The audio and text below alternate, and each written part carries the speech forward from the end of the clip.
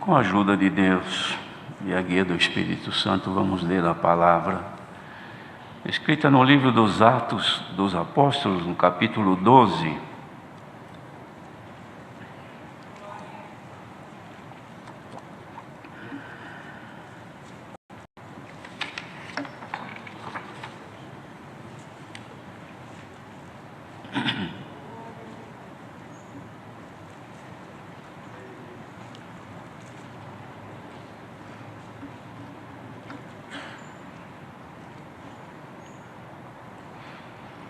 Se todos encontraram, vamos ler com a ajuda de Deus e a guia do Espírito Santo.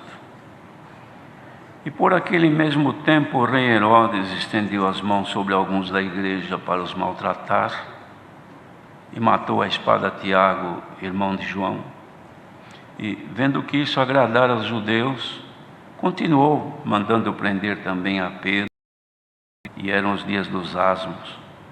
E, havendo-o prendido, o encerrou na prisão, entregando-o a 4 quaternos de soldados para que o guardassem, querendo apresentá-lo ao povo depois da Páscoa. Pedro, pois, era guardado na prisão, mas a igreja fazia oração contínua por ele a Deus. E quando Herodes estava para o fazer nessa mesma noite comparecer, estava Pedro dormindo entre 2 soldados, ligado com 2 cadeias, e os guardas diante da porta guardavam a prisão. E eis que sobreveio o anjo do Senhor, respondeu à prisão, e tocando a Pedro na ilharga, o despertou, dizendo: levanta-te depressa. E caíram-lhe das mãos as cadeias. E disse-lhe o anjo: cinge-te e ata as tuas alparcas. E ele o fez assim. Disse-lhe mais: lança às costas a tua capa e segue-me. E saindo o seguia. Ele não sabia que era real o que estava sendo feito pelo anjo, mas cuidava que via alguma visão. E quando passaram a primeira e segunda guarda, chegaram à porta de ferro que dá para a cidade, a qual se lhes abriu por si mesma. E, tendo saído, percorreram uma rua, e logo o anjo se apartou dele. E Pedro, tornando a si, disse: agora sei verdadeiramente que o Senhor enviou o seu anjo e me livrou da mão de Herodes e de tudo o que o povo dos judeus esperava. E, considerando ele nisto, foi à casa de Maria, mãe de João, que tinha por sobrenome Marcos, onde muitos estavam reunidos e oravam. E batendo Pedro à porta do pátio, uma menina chamada Rode saiu a escutar, e, conhecendo a voz de Pedro, de gozo não abriu a porta, mas, correndo para dentro, anunciou que Pedro estava à porta. E disseram-lhe: estás fora de ti. Mas ela afirmava que assim era. E diziam: é o seu anjo.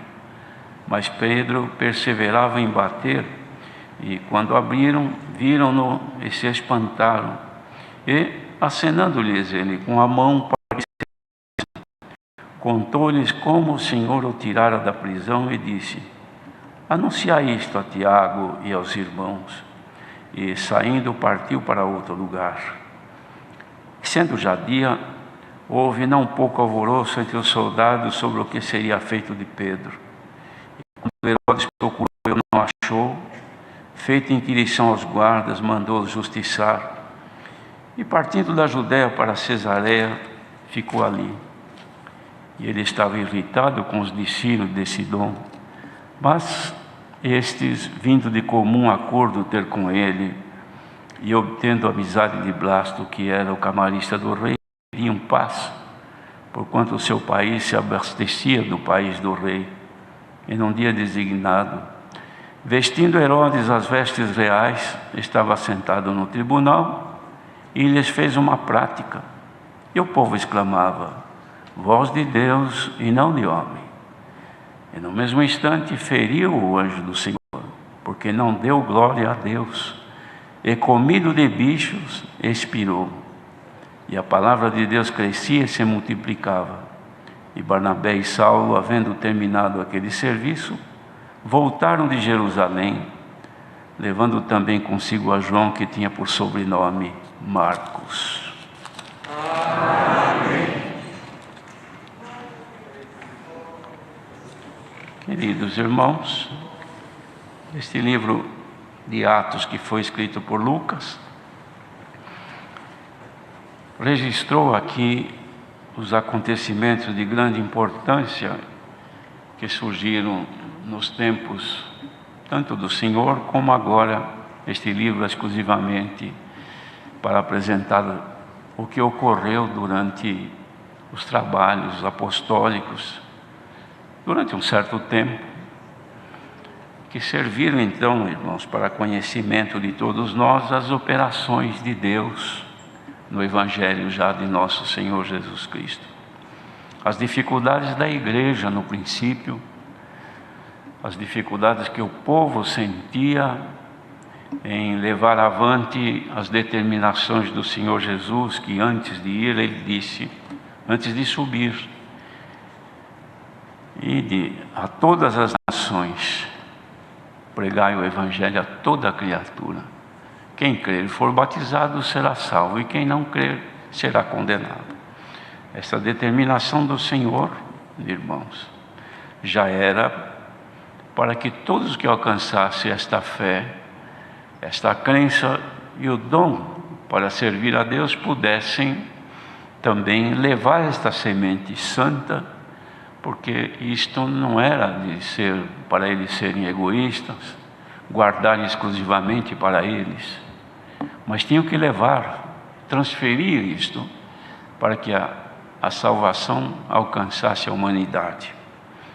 E ele diz, quando os discípulos num dos seus discursos lhes perguntaram: quando será isto a respeito do fim do mundo?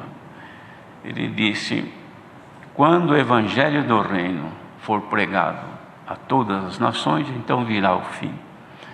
De fato, irmãos, ao longo de todos estes séculos que nós temos vivido, ou que temos conhecimento e vivemos agora, sabemos que houve perseguição constante contra a obra de Deus, que é um trabalho do adversário, desde o começo do mundo, para impedir a salvação do ser humano. Quando ele pôde destruir, ou melhor, não pôde destruir espiritualmente a obra do Evangelho, trazendo nas pessoas um afastamento de Deus, trazendo nas pessoas uma falsa doutrina, como já nos dias dos apóstolos havia acontecido, que Paulo dizia aos Gálatas: maravilho-me de que tão cedo vocês desviaram-se do Evangelho para um outro Evangelho, que na verdade não é outro, mas são pessoas que vos incomodam com coisas, com tantas coisas contrárias à doutrina do Senhor. Isso aconteceu lá na Galácia e veio ao longo de toda a história do Evangelho, irmãos. Mas a semente desta maravilhosa obra, ela nunca morreu. Ela vem se estendendo ao longo dos séculos, com perseguição. Então o adversário, ele investiu e investe de toda maneira para matar a obra da salvação. É claro que não é matar as pessoas fisicamente, mas é desfazer a obra do Espírito de Deus. Porque enquanto o Senhor Jesus estava, irmãos, o ataque era contra a pessoa dele. Quando ele saiu, deixou no lugar dele o Espírito Santo. E o Espírito que ele enviou é para nos guiar em toda a verdade. Então o ataque hoje é contra as obras do Espírito, não é contra a obra material. Construir uma igreja, é claro que o adversário também põe confusão, põe dificuldades, mas não é o objetivo dele. O objetivo do adversário é destruir as obras espirituais, porque o inimigo hoje não é pessoal, físico, ele é espiritual. Então ele vem para combater e desfazer as obras do Espírito. E desfazer a obra do Espírito, então ele precisa usar das ferramentas ou das armas que ele tem para poder então prender a pessoa. Então os irmãos imaginam, tentaram de toda maneira nos dias da vida do Senhor ou da volta, desfazer o trabalho apostólico.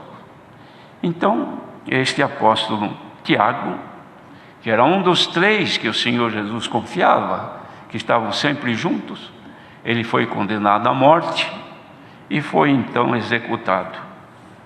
Era Tiago, irmão de João. Apóstolos. Agora Pedro, que continuava, irmãos, no mesmo fervor, porque o Espírito Santo recentemente havia sido derramado, eles estavam num vigor que não havia quem parasse na frente deles. Cheios do Espírito Santo, passava até a sombra curava. Pedro e João subiram ao templo, na comunhão, estava lá aquele paralítico há muito tempo ali sentado, pediam uma esmola. Eles podiam muito bem tirar do bolso uma moeda, mas nem isso tinham. Mas Pedro, olhando para ele, disse: olha, dinheiro nós não temos, mas o que temos, isso te damos. Em nome do Senhor Jesus, levanta-te e anda. Levantou e saiu pulando, glorificando a Deus. Isto já é um motivo para uma perseguição, porque o adversário nunca concordou com as obras da fé e do Espírito, nunca concordou que alguém movido pelo Espírito Santo fizesse uma boa obra. Ele sempre procurou desfazer, combater, lutar, como nós estamos aqui. Cada um que aqui está é testemunha de que todas as vezes que se dedica em servir a Deus em alguma coisa, alguma oposição aparece, alguma turbação aparece. Por quê? Porque o adversário não quer destruir a nossa carne, é claro que se puder também, mas ele quer destruir a obra do Espírito que está em nós. Prenderam então Pedro, pensando em destruir a obra.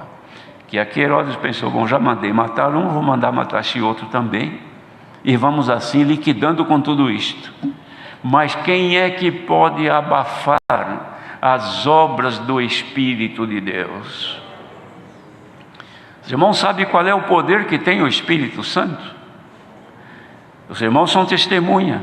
Quantas vezes um pequenino do Senhor, pessoa que materialmente desprezível, mas é um servo de Deus, uma serva de Deus humilde, que às vezes ninguém dá valor, mas chega num lugar onde está uma pessoa possessa de demônios, e este irmão ou esta irmã chega, põe-se em comunhão, expulsa em nome do Senhor Jesus, o inimigo esperneia, faz de tudo, joga a sua ferramenta no chão, que é a pessoa, mas é obrigado a deixar. Por quê? Porque o Espírito de Deus que está em nós tem muito mais poder do que toda a força do maligno. Mas estava aqui a guerra, irmão, já decretada. Prenderam Pedro, e a intenção era matá-lo, mas não era tempo ainda. Ele deveria ser oferecido também ao Senhor. Tempo. Então, os irmãos, vejam o valor da união do povo. Se o povo estivesse desunido, cada um na sua casa, cada um cuidando dos seus interesses lá em Jerusalém, naquele tempo não tinha, mas se fosse hoje, essa hora assistindo a algum programa televisivo, ou lendo um livro interessante, ou passeando num shopping, ou viajando para se distrair, ou num restaurante, não sei se tem agora, mas em algum lugar se distraindo. Mas não, eles estavam, não tinham congregação, ou seja, não tinha casa de oração, mas tinha a casa aqui desta irmã, que é mãe de João, numa casa. Estavam lá, o que eles estavam fazendo? Percebendo que o Espírito de Deus impulsionava-os para pregar o Evangelho, salvando as pessoas da morte eterna, mas que a guerra estava declarada. Prenderam agora o irmão Pedro, um apóstolo da palavra, que quando o Senhor toma, enche o nosso coração, agora vão matar ele também. Já mataram o irmão Tiago, vão matar o irmão Pedro.